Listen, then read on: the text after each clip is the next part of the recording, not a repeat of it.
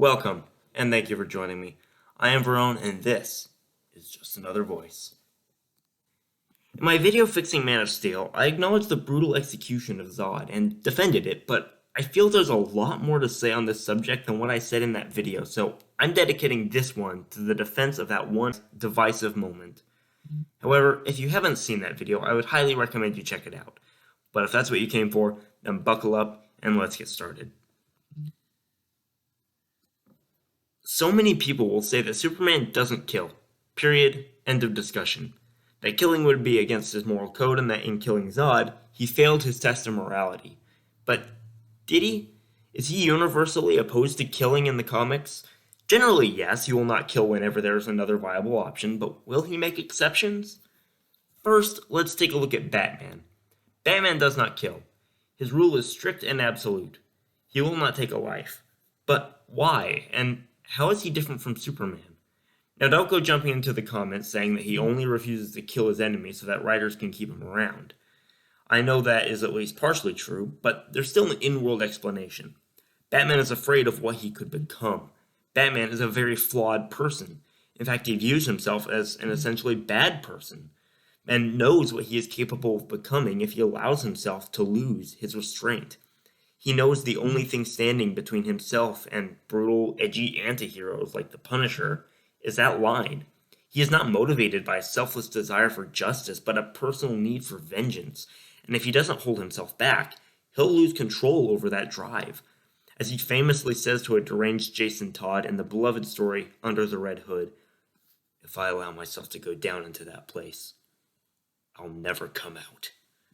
His rule is not out of a belief that killing is never, ever justified, as his close friend Jim Gordon is not afraid to do what he has to when the situation calls for it, and he gets that, but it is to stop himself from becoming the monster inside of him, the monster he harnesses as the Batman. Batman summarized the difference between himself and Superman when he said, "Deep down, Clark's essentially a good person, and deep down I'm not." Bruce has many times been nearly overcome with the desire to take the life of an enemy, but holds himself back because he knows that without that rule, he'd be no better than a murderer.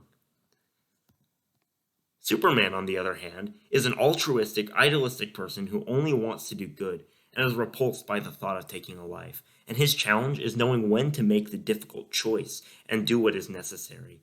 And this isn't the first time Superman has made the choice to kill Zod.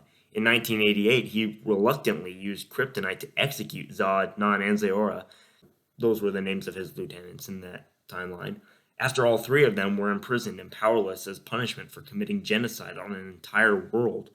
So, in comparison, Superman's actions in Man of Steel seem much less questionable. But in general, writers have tended to avoid having Superman killed, because it, of course, sparks controversy whenever he makes such a difficult and morally complex choice. So many times in the comics, he's been placed in a situation without a clear right choice in order to provide an appearance of moral complexity, only for the writers to write a loophole into the situation to get him out of having to make a potentially unpopular decision, or just engineer the situation so that he can use his powers to end it non-violently.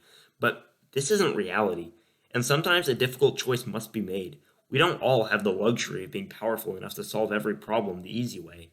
That's what Man of Steel did. It placed Superman in a position where he had no choice but to kill Zod or allow him to slaughter untold individuals until one of the two of them were killed. He was never going to stop, and Superman realized that, but still tried to avoid killing him until that moment when he was about to watch that family murdered right before his eyes. Then he finally accepted there was no way out of this one, and reluctantly made the call to end it. And it hurt. He paid for that decision deeply, even if BVS failed to show him carrying the weight of it, but he passed the test and proved he was willing to do the right thing whatever the price. That is Superman. However, the sequels to Man of Steel should have then pushed his morality further, pushed him into even more morally complex areas and forced him to make even more difficult decisions, forcing him to grapple with the consequences of his decisions and choose where to draw the line and decide what makes him Superman. This could have been the beginning of a Superman-defining journey that forged him into the ultimate hero and asks, what makes a Superman? Exploring all the complexities of morality and pushing his ideals to their limits. But that's, unfortunately, not what we got.